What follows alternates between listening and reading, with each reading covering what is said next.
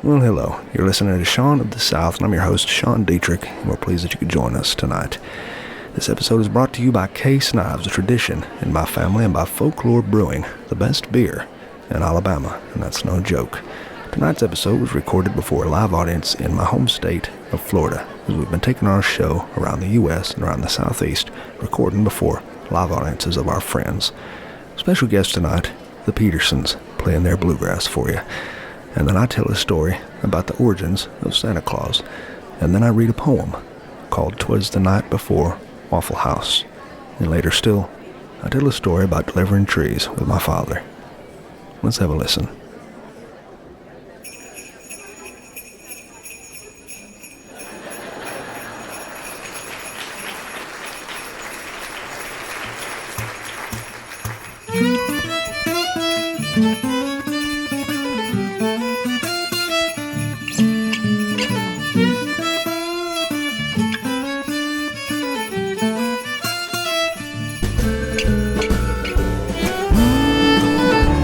Late in the evening, and I can see that radio light, and everybody gathers and everybody'd rather be together on a Saturday night. Records playing low, the moon is hanging outside, and everybody's happy, even grumpy old grandpappy, together on a Saturday night. Well, you are listening to Sean of the South. We are coming to you live from the Sunshine State. This episode brought to you by Case Knives, tradition in my family, and by Folklore Brewery, the best beer in Alabama. And special guests tonight, everybody, the Petersens.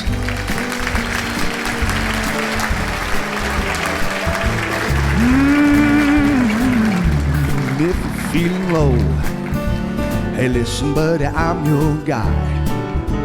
Just hurry and come over, mama made apple turnovers together on the Saturday night.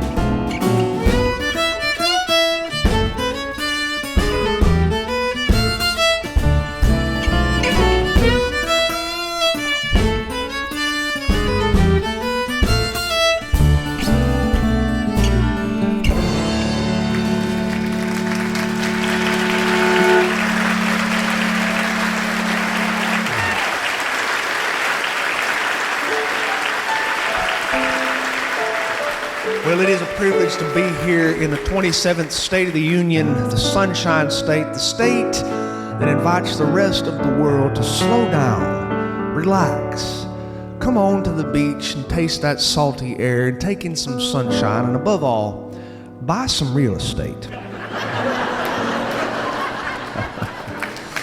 Real estate, the number one crop in Florida. We are the real estate capital of the universe. I would venture to say that at least 88 to 92% of the people in this room have at one time or still currently hold their real estate license. Boy, it's good to be back in my home state of Florida.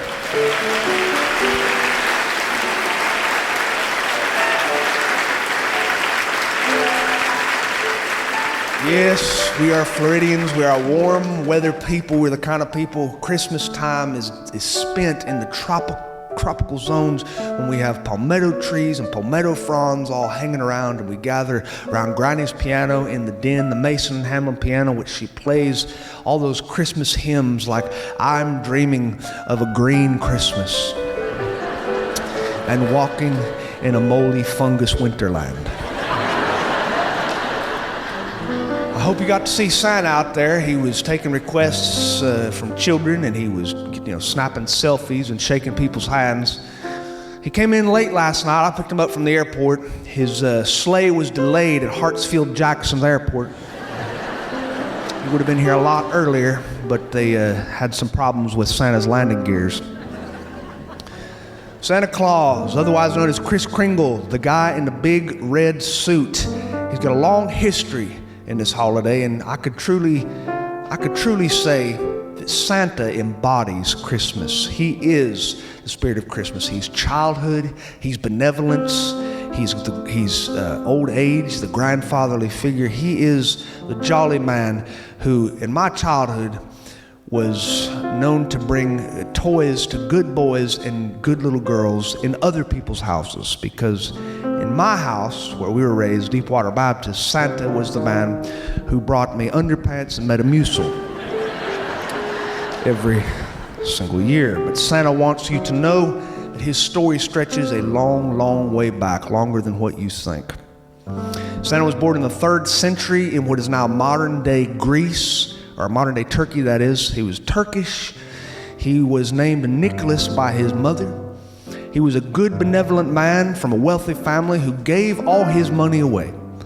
There's a tale of 3 young women who were about to be sold into slavery, and Santa, who is Saint Nicholas, bought their freedom, paid a large sum of money to their father for a dowry so that they could marry upstanding men. He saved soldiers from being executed and wrongfully accused prisoners. He was a good, good man, benevolent man. He is the patron saint in many world religions, the patron saint of children, of sailors, of penitent thieves, of pawnbrokers, and I'm not making this up, he is the patron saint of beer brewers. He came over to America first with the Dutch. The Dutch called him Santa Claus, which was a Dutch version of the word Santa Claus, Saint Nicholas. But it was 2 New York men who helped shape Santa from a Dutch fable saint into an American, which is the Santa that the world knows and loves today. In 1822, Clement Clark Moore, an Episcopal minister, an Episcopal of all things. We all know that Episcopals are very spiritual people, because wherever 2 or more are gathered, there is a 5th.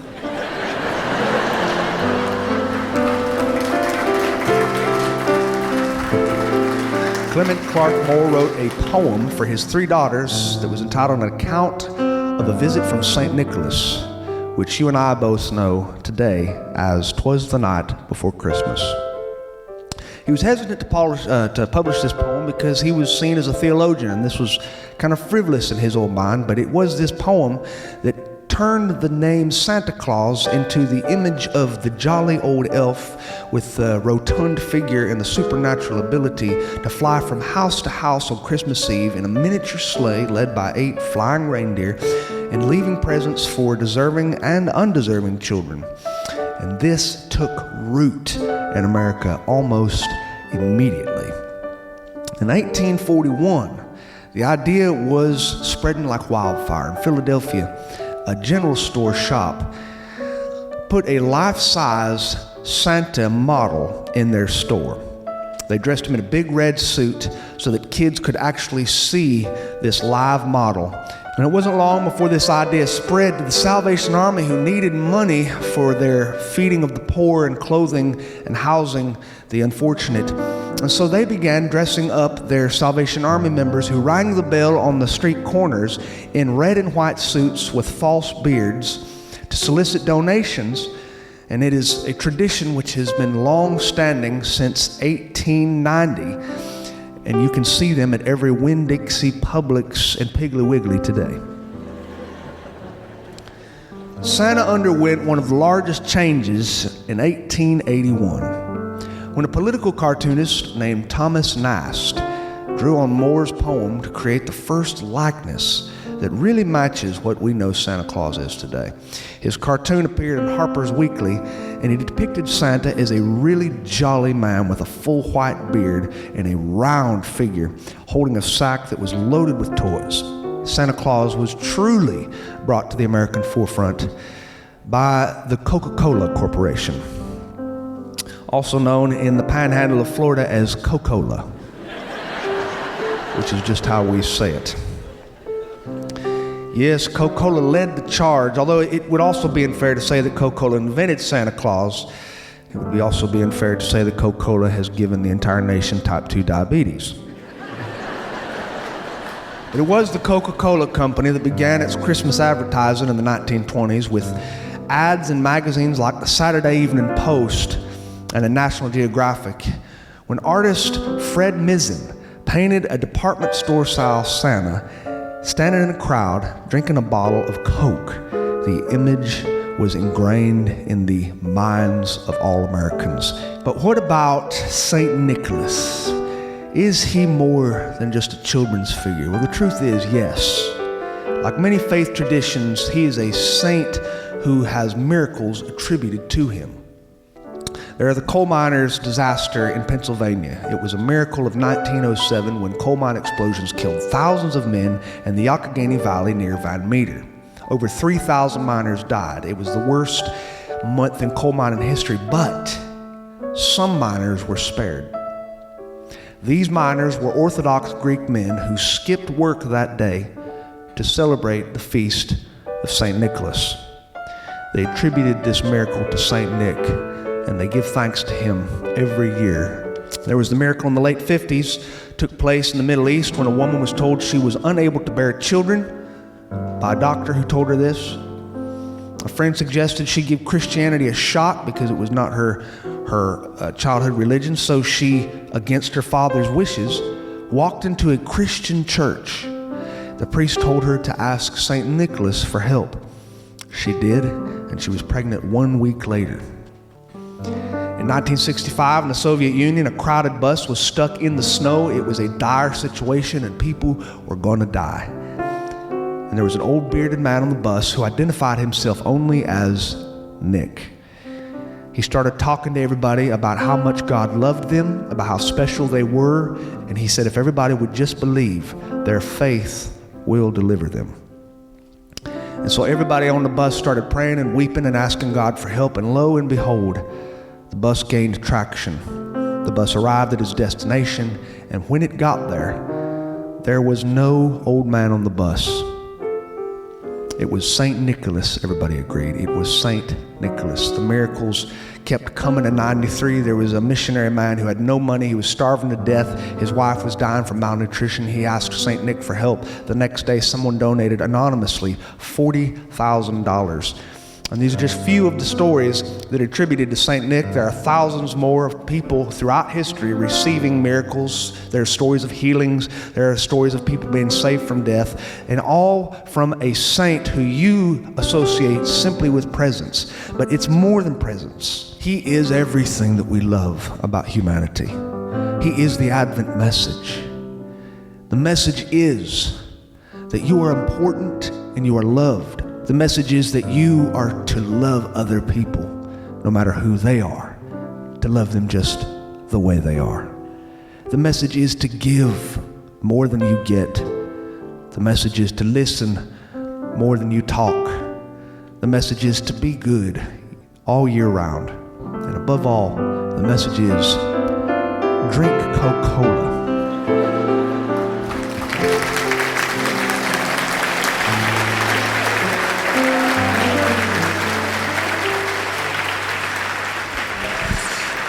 And now let's welcome up to the stage here a beautiful family band, the Petersens, everybody.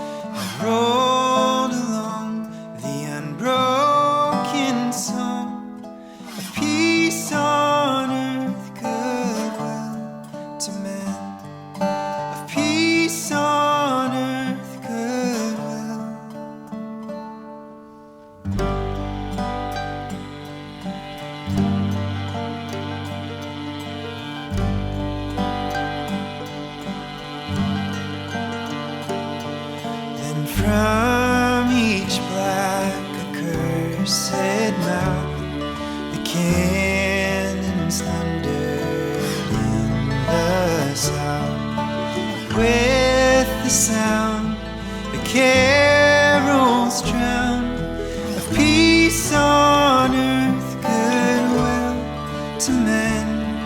It was as if an earthquake rent the hearthstones of our continent. Made for Lord, the households born of peace on earth, goodwill to men. Of peace on earth, goodwill. Then in despair I hung my head. There is no peace on earth, I said, for hate is strong and mocks the song of peace on earth, goodwill. Then pealed the bells more loud and deep. God is not dead, nor doth he sleep. The wrong shall fail, and the right prevail. With peace on earth, goodwill to men, till ringing, singing on its way, the world revolved from night to day. A voice, a chime, a chant sublime. Peace on earth, goodwill to men.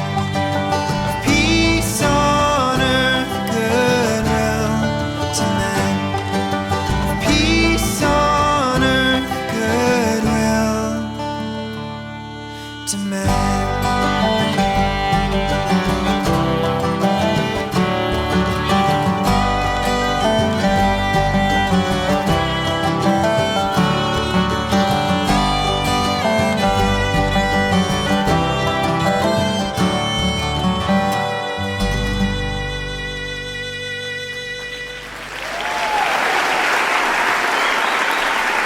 The Petersens, everybody.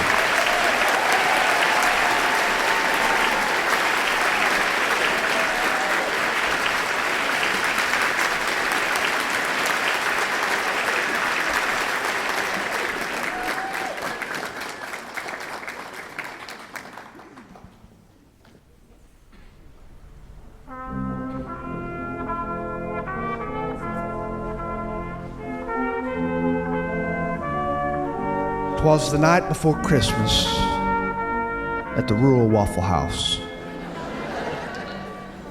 Not a creature was stirring, not even the nearby cows. The eggs were in the skillet, the bacon was cooking with care, in hopes that Christmas would soon be there. Over at the truck stop, truckers nestled snug in their sleeper cabs, their engines idling, heaters blaring, thinking of their kids. And weary road tourists all gathered in booths, eating the Danish of the day to soothe their sweet tooths. The tired Waffle House waitress had just taken her break, and the cook was at the flat top grill preparing my $9 T-bone steak. When out on the interstate, there arose such a clatter. We sprang from our booth to see what was the matter. Away to the window, we all flew like a flash, and we looked across the street to see what had passed. The moon on the breast of the new fallen snow gave a luster of midday to objects below.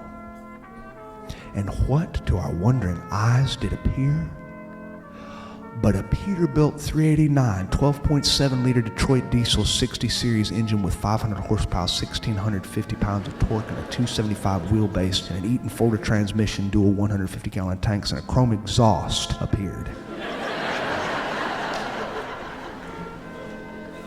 Inside was a little old driver, so lively and quick, and we all knew in a moment that he must be Saint Nick. More rapid than eagles, his 500 horsepower came, and he whistled and shouted, and he called us all by name.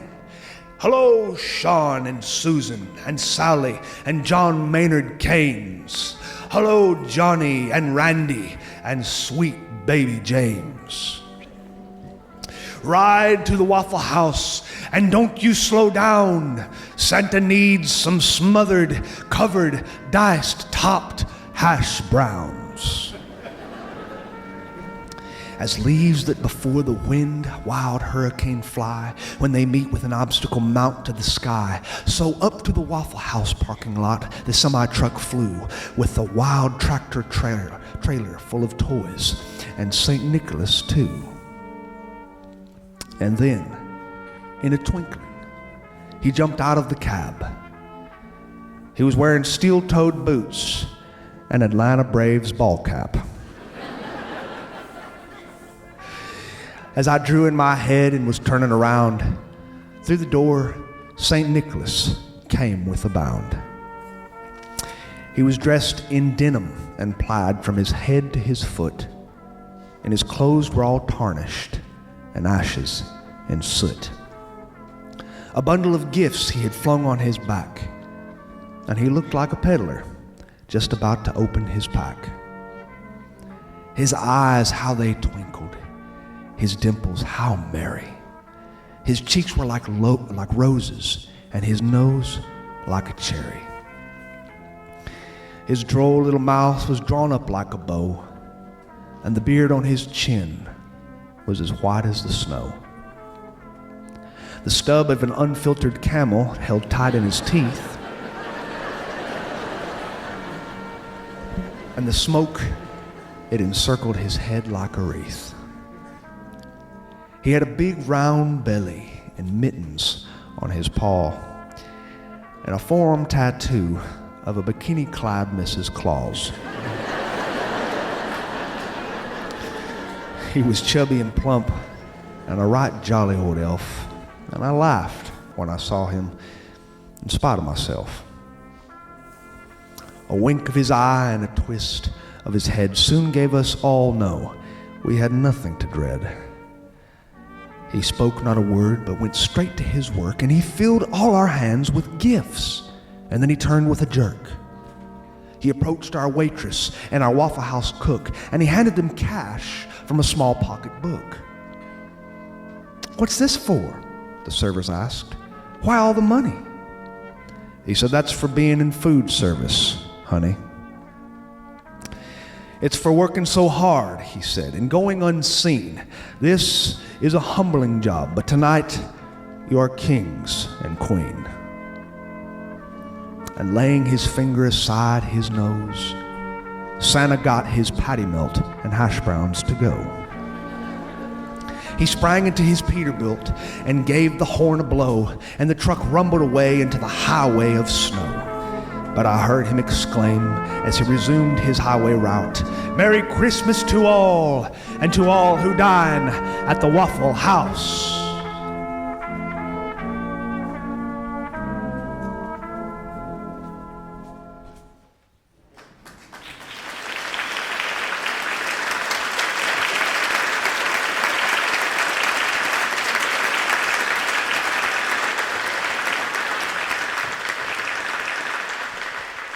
Now, how about another tune here from the Petersens, everybody? The Petersens.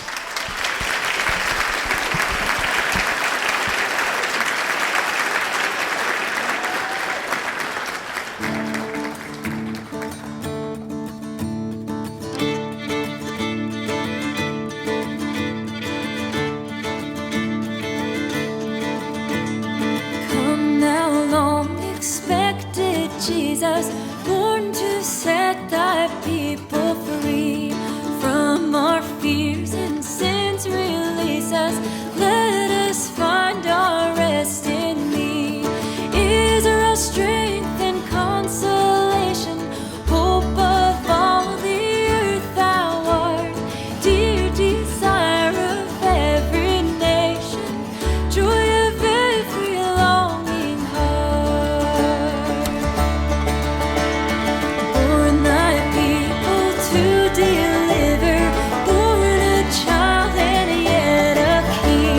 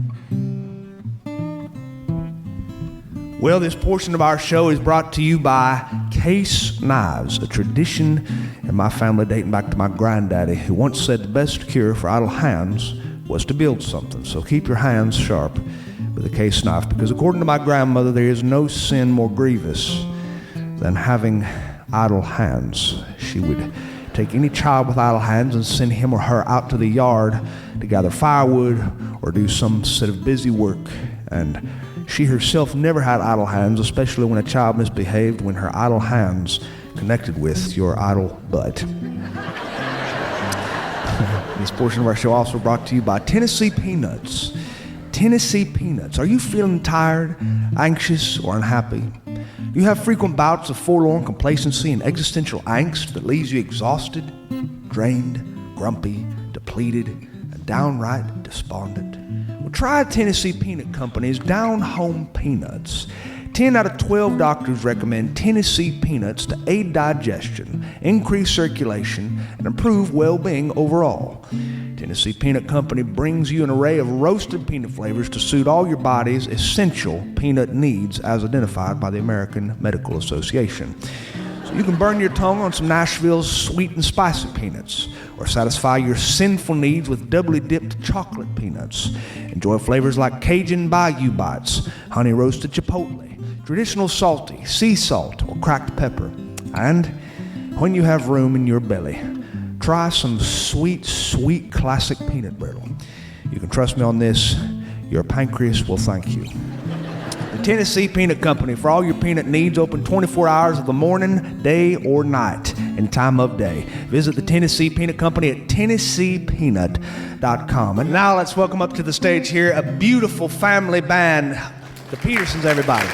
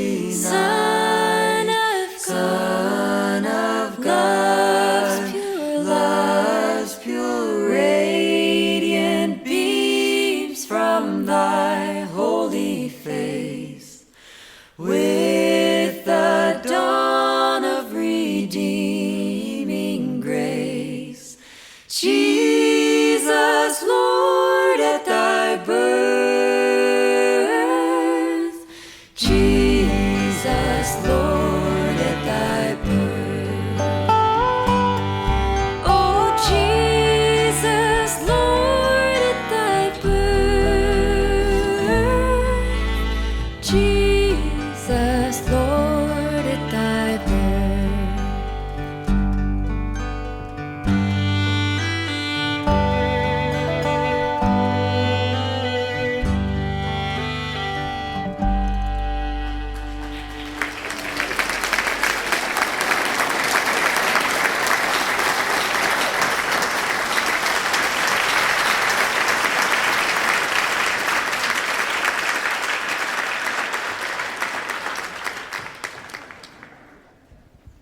This is a time of year for ghosts and memories and spirits.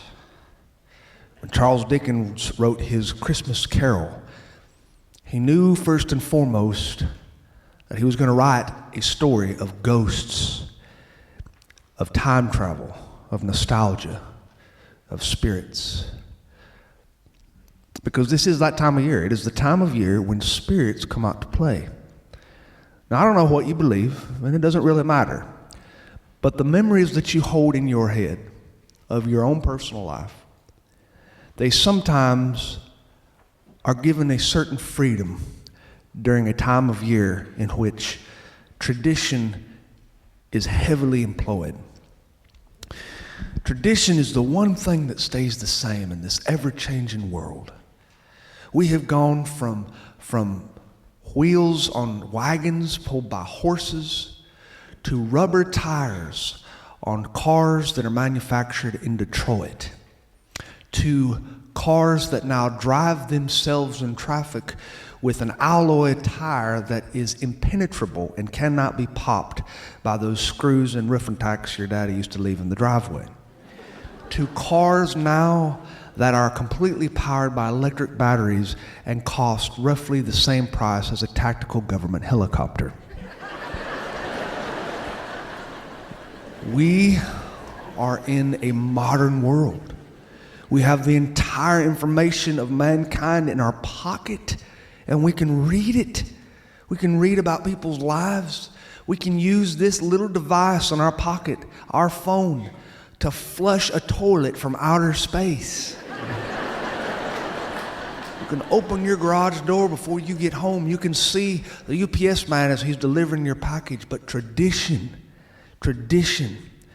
is that bedrock, the very lowest layer of the foundation of the house.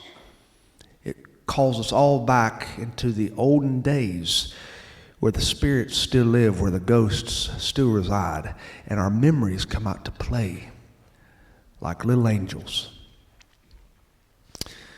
It was really quite brilliant what I just said. This is the time of year when I think mostly about my father. My father is the primary ghost that I'm familiar with. He's visited me at all different times in my life. He died when I was 11 years old. He died in a very traumatic way. And I always associated him with a blue heron because everybody said he looked like a heron. He was tall, very tall, and he had long, skinny, scrawny legs that my mother always used to say he looked like a man riding a chicken across the backyard. Lean, he had a long, lean neck and kind of a sharp nose. Looked like a heron, blue heron. And so that's what people called him. Well, when he died, I saw herons all over the place. I saw a heron on the day he died. I've seen herons in the most inopportune and opportune moments in which I have this feeling that my father is sort of giving me a wink, or maybe the heron is the ghost of my father. Who knows? Let's see, I saw a heron once on his birthday when I was a young man at the Grand Canyon. Arizona is not known for their tropical birds, but as I stood at the North Rim looking at the miles and miles of the world's grandest ditch, the colors of orange and iron oxide fill the senses, I saw this creature land on the guardrail. And I looked to my right and I saw a heron. He had that long, lean neck shaped like an S and those legs that were so long they looked triple jointed. And I thought of my old man. I've seen this bird on my father's birthday when I was pedaling along with my wife. We were on cycles across 350 miles in the wilderness from Pittsburgh to Virginia. We were on the Chesapeake and Ohio Canal towpath. It was my father's birthday, and I heard beside me as I was riding, flap, flap, flap, flap, flap. And I looked and I saw a heron, a blue heron, in the air, keeping pace with me. He flew on ahead and he jumped on a branch and he just stayed overhead as I passed underneath him, looking at me. Then he leapt off the branch and he followed me again. I would not believe that this had even happened unless my wife would have actually seen it with me. It was amazing. I've seen herons all throughout my life. I believe in ghosts. My father was a jolly man. He was a really, really happy man. Aside all his other problems, he was a jolly man. He used to love to laugh. He could memorize every single joke. I remember when we'd walk into the Legion Hall and he'd sit me up on a stool beside him as he would order his Ovaltine. And he'd get into a conversation with the guy at the bar next to him. He'd say, hey, you know, I went to the men's Bible study last week at our church. You know, I was the prized guest. They treated me like royalty. They gave me the door prize. The door prize was a toilet brush. Yeah, I used it for about a week, but I'm switching back to paper.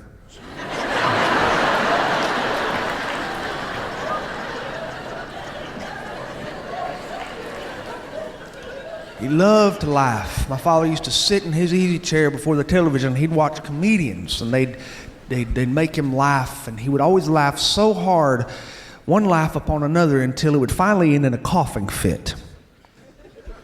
And this coughing fit would always end in him spitting phlegm into a napkin. And then my mother would leave the room. He grew up with really nothing. He grew up in a farmhouse. He was born in a very rural area with nothing around except these scant little shack houses of tenant farmers from the years gone by. Now they were filled with farmers who were struggling, or they were filled with poor families. And he himself was an underprivileged kid. There's no doubt about it. His most prized possession was a little radio, a transistor radio that he had bought from the department store in Iola. And he would hold this next to him in bed. It was his most valued possession. He would listen to reruns of the Abbott and Costello radio show, or Jack Benny, or Amos and Andy, or he'd listen to ball games that would come on the AM radio waves hovering across the rural parts. He once had a duck that his family bought him. That was his most favored pet. He'd never had a pet before except a dog who had passed away. And this duck, he named Donald. He loved this duck. And this duck followed him everywhere when he was just a little old boy. And one day he came home. It was Christmas. And Donald was nowhere to be seen. And he called Donald, and he ran all over and called him. His parents watched my daddy run around calling for Donald, and nobody had the heart to tell him that they had bought Donald for Christmas dinner.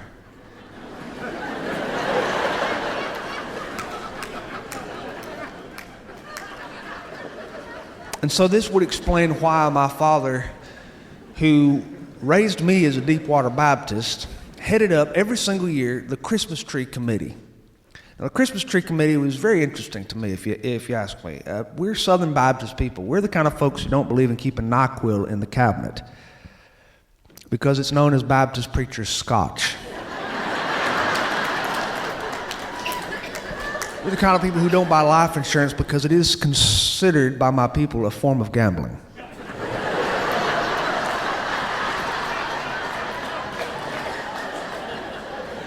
And so we had this committee that never really made sense to me, a Christmas tree committee in which all these men and women would get together and they would figure out ways to raise money so that they could buy loads of balsam firs. They would take these fir trees and load them onto a huge flatbed trailer, which my father hauled in his Ford Diesel, his work welding truck. My father was a welder.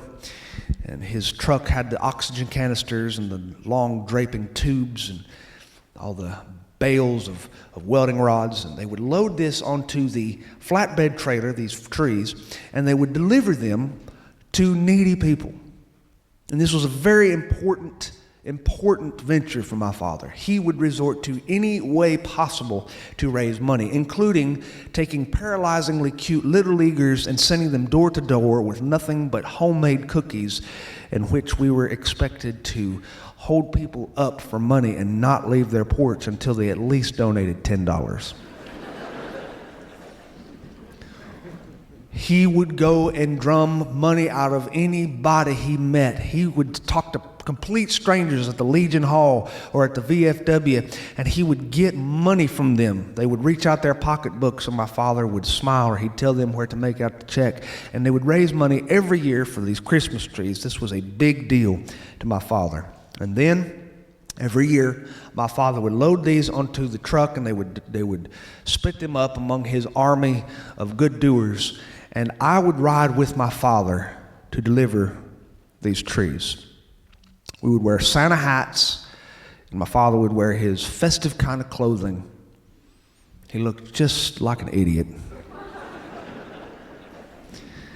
And we would drive with that heater blaring across the rural parts until we seemed like we were in the middle of nowhere.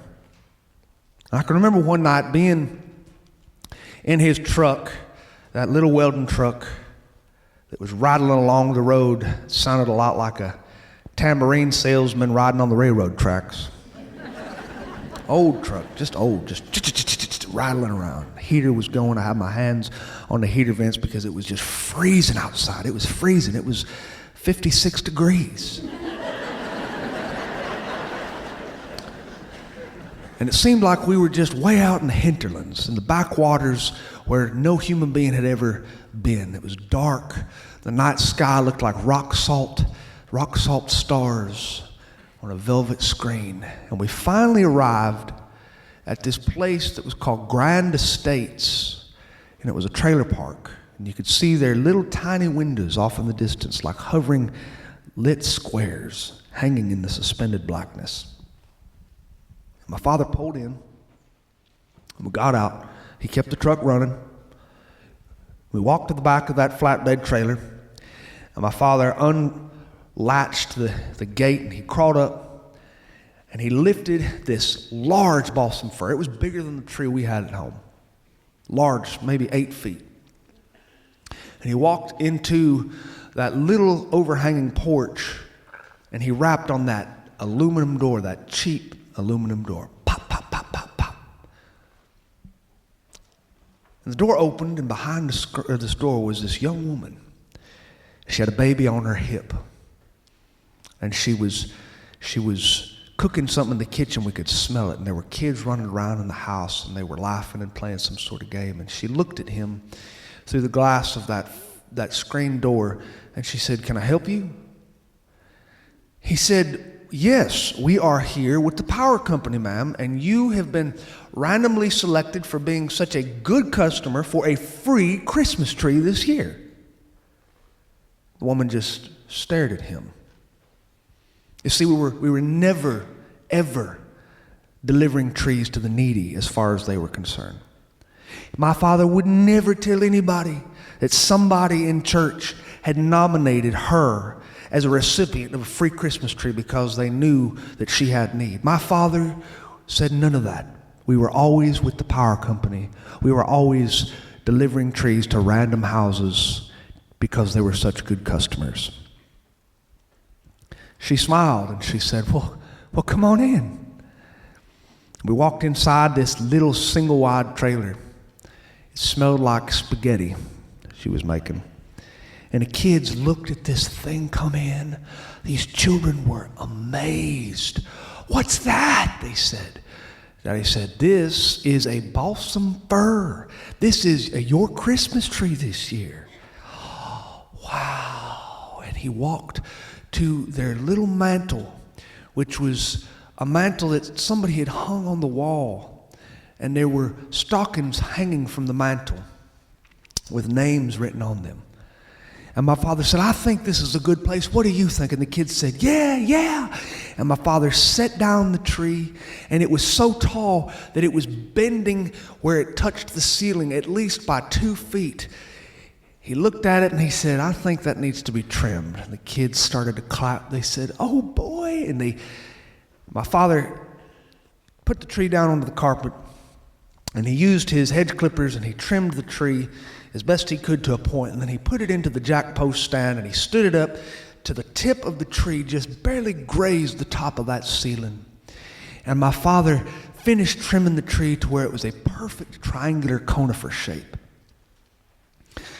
And when he finished, he gave all the kids these large hugs. He said, I have some other things for you.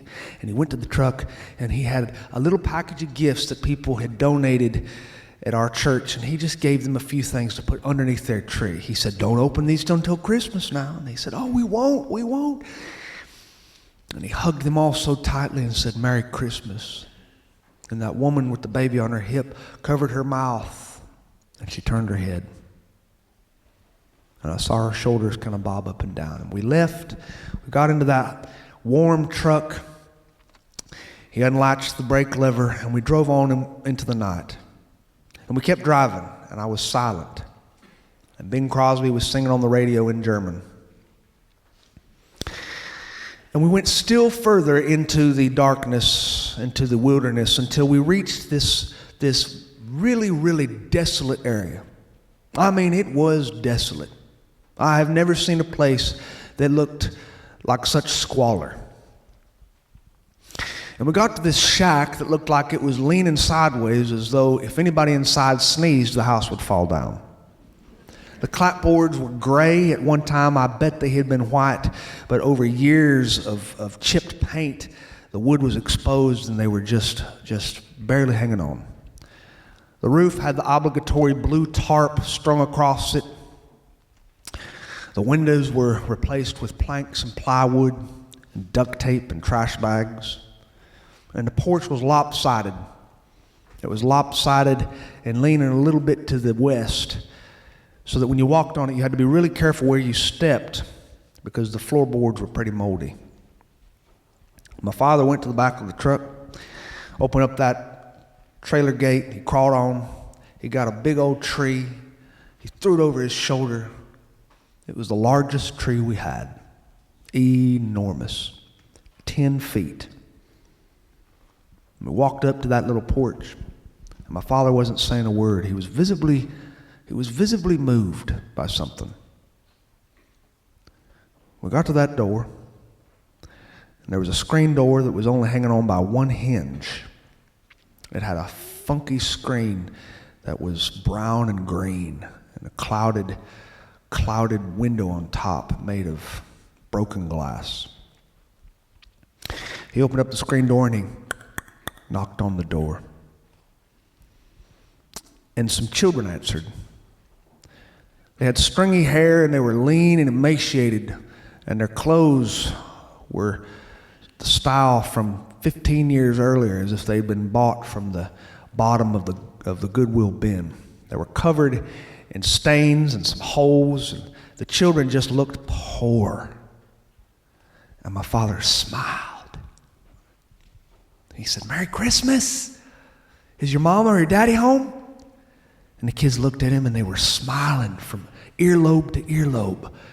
And they called for their daddy, they called for their mother, and the mother and father came to the door, and they had that proud glare that poor people often wear.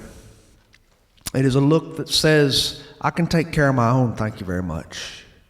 But my father spoke their language, and he said, we're with the power company. We're here to give you a tree because you were such a great customer this year. And the man and the woman, their scowls turned into smiles. It's a very different thing being the recipient of charity or being the recipient of an award for good behavior. My father walked in and he set the tree up. It didn't need any trimming at all. I wondered how he knew that a big tree like this would fit into a house like this. And he set it up in the jack post stand, and the man was asking him if he could help him, and Dad said, no, I'm good, I got it. The man said, well, would you like a beer or something? And my daddy said, sure. And the man brought him a bottle and opened up the cap on his belt buckle. Something that I've tried at least 10 times in my life, and all 10 times have landed me in stitches. My father sipped that thing and he looked back at the tree and he said, "Hey, I almost forgot, I've got presents." And he walked out to the car and he got a large bag of presents. This was the whole bag itself, not just a few. He lugged it inside, he threw it on the living room floor, and he took each wrapped present and he placed it underneath the tree until that tree was brimming with gifts. And he finished his beer, and we all stood and stared at that piece of artwork in the corner. It was adorned with tinsel and lights and garland, and the top had an angel topper. It was a gorgeous tree, and it seemed to increase the value of that house by at least $100,000. And the children gave him a hug, and he shook the hand of the man who owned the house, and he hugged the wife. And we piled into that truck, and we drove offward into the night. And my daddy was weeping. He was crying. It's a very strange thing to see your old man weep. We're taught as boys not to cry. We're taught as boys to be tough, to be jovial, to be cheerful, to soldier on and pull yourself up by your bootstraps and all those trite $10 cliches that don't amount to a hill of beans in this world. But we're not supposed to cry. And Daddy was crying. It turns out that the house where that tree had been delivered was his childhood home. It was the house he'd grown up in. And he wiped the tears from his eyes with his sleeve. And he looked at me and he said, "Promise me something. Promise me something. Promise me that you will never, ever forget people who are hard up." And try as I may to be a responsible adult, I never have forgotten that promise. And every year at Christmas, his ghost reminds me to do my best to fulfill that promise.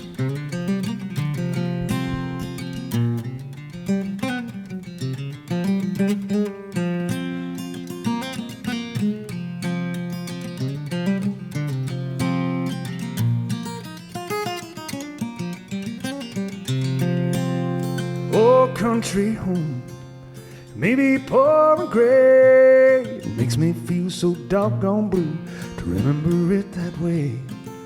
Children in their beds dream of better times, of days ahead would manifest rivers of sunshine.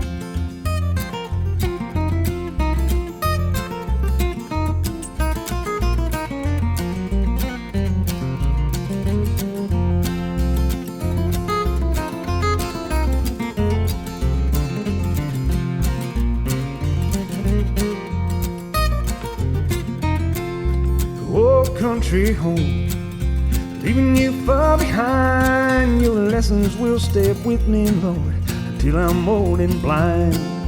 Children will know a life of better peace, with every grain from your old voice I still carry with me. Well, that's our show for you tonight. That's our show coming to you live from Florida. This episode brought to you by Case Knives, Tradition in My Family, TennesseePeanuts.com, of Folklore Brewing in Madrid. Special thanks to Kim Scott, John Rainey, Silvio Centamore, Aaron Peters, Alan Wright, Frederico Haccini. And how about our special guest here, the Petersens, everybody.